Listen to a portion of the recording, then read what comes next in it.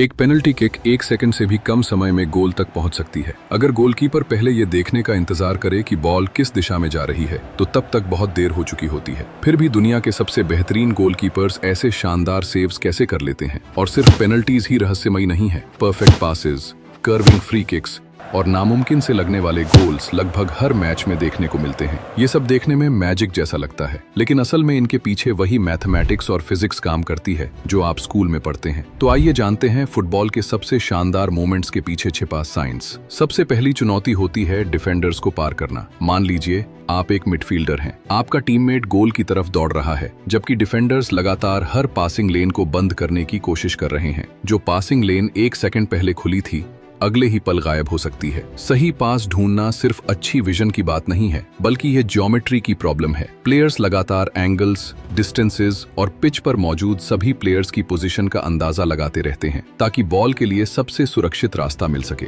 कभी कभी डिफेंडर का सिर्फ एक छोटा सा मूवमेंट एक पासिंग एंगल को बंद कर देता है और दूसरा खोल देता है। यही वजह है कि फुटबॉल टीम्स अक्सर ट्रायंगल्स बनाती हैं। जब 3 प्लेयर्स ट्रायंगल के 3 कॉर्नर्स पर पोजीशन लेते हैं तो बॉल वाले प्लेयर के पास सिर्फ एक नहीं बल्कि कई पासिंग एंगल्स होते हैं। अगर एक पासिंग लेन बंद हो जाए तो दूसरी अक्सर खुली रहती है। ये सिंपल ज्योमेट्रिक शेप टीम को बॉल पोजीशन बनाए रखने और बेहतर तरीके से आगे बढ़ाने में मदद करती है। लेकिन ओपन टीममेट ढूंढना सिर्फ पहला स्टेप है। अगली चुनौती है बॉल को बिल्कुल सही जगह तक पहुंचाना। चाहे शॉर्ट पास हो, लॉन्ग बॉल हो या पेनल्टी बॉक्स में क्रॉस, बॉल को सही डिस्टेंस तय करनी होती है, डिफेंडर से बचना होता है और बिल्कुल सही टाइम पर टीममेट तक पहुंचना होता है। जैसे ही बॉल प्लेयर के फुट से निकलती है उसका कंट्रोल खत्म हो जाता है। उसके बाद पूरा काम फिजिक्स का होता है। किक की फोर्स तय करती है कि बॉल कितनी तेज जाएगी, जबकि किक का एंगल तय करता है कि उसकी शुरुआत कैसी होगी। उसी समय ग्रेविटी बॉल को नीचे खींचना शुरू कर देती है, जिससे बॉल एक कर्व्ड पाथ पर चलती है, जिसे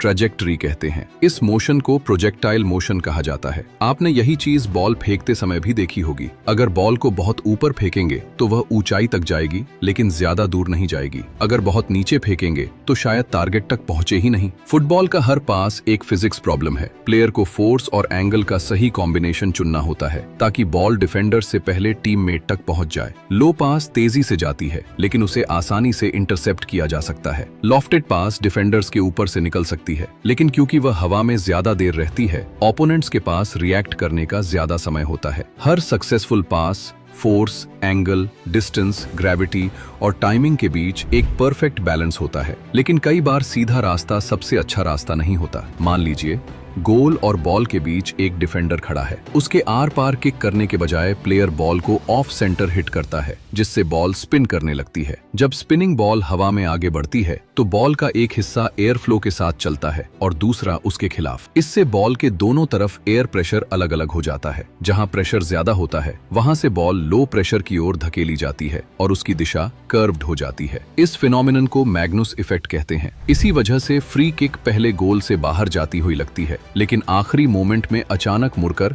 टॉप कॉर्नर में चली जाती है। हमने मैग्नस इफेक्ट को एक अलग वीडियो में विस्तार से समझाया है, इसलिए डिस्क्रिप्शन में दिए गए लिंक को जरूर देखें। फुटबॉल सिर्फ बॉल कंट्रोल करने का खेल नहीं है, ये 1 सेकंड के छोटे से हिस्से में सही डिसीजन लेने का भी खेल है। मान लीजिए एक अटैकर पेनल्टी एरिया के पास है। उसके पास 2 ऑप्शंस हैं, या तो मुश्किल एंगल से खुद शॉट ले या बेहतर पोजीशन में खड़े टीममेट को पास दे। दोनों संभव हैं, लेकिन उनमें से एक ऑप्शन गोल बनने की ज्यादा संभावना रखता है। यही काम आती है प्रोबेबिलिटी। प्रोफेशनल फुटबॉलर्स मैच के दौरान प्रोबेबिलिटी कैलकुलेट नहीं करते, लेकिन वर्षों की प्रैक्टिस और एक्सपीरियंस के कारण उनका ब्रेन अपने आप पहचान लेता है कि कौन सा डिसीजन सफल होने की ज्यादा संभावना रखता है। गोलकीपर्स भी पेनल्टी के दौरान यही स्ट्रेटेजी अपनाते हैं। मैच से पहले वे स्टडी करते हैं कि अलग अलग प्लेयर्स आमतौर पर पेनल्टी किस दिशा में मारते हैं। कुछ अक्सर लेफ्ट चुनते हैं, कुछ राइट, जबकि कुछ मिडिल में शूट करना पसंद करते हैं। ये पैटर्न्स हर शॉट की भविष्यवाणी नहीं कर सकते, लेकिन सही डायरेक्शन में डाइव लगाने की संभावना जरूर बढ़ा देते हैं। प्रोबेबिलिटी सक्सेस की गारंटी नहीं देती, ये सिर्फ बेहतर डिसीजंस लेने में मदद करती है। मैथमेटिक्स फुटबॉल ग्राउंड के बाहर भी टीम्स की मदद करती है। आज के मॉडर्न फुटबॉल क्लब्स हर मैच से जुड़ा बहुत सारा डेटा कलेक्ट करते हैं, जैसे पासेस, शॉट्स,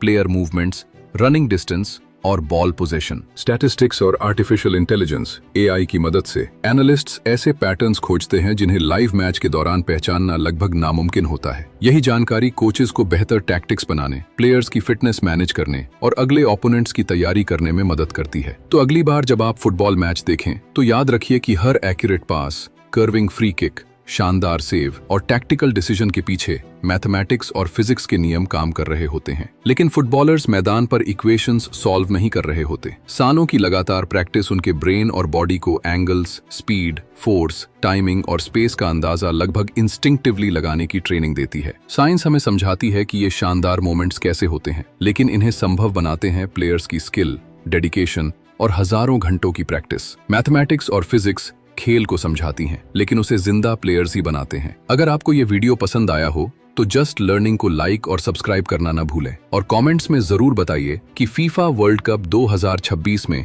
आप किस टीम को सपोर्ट कर रहे हैं।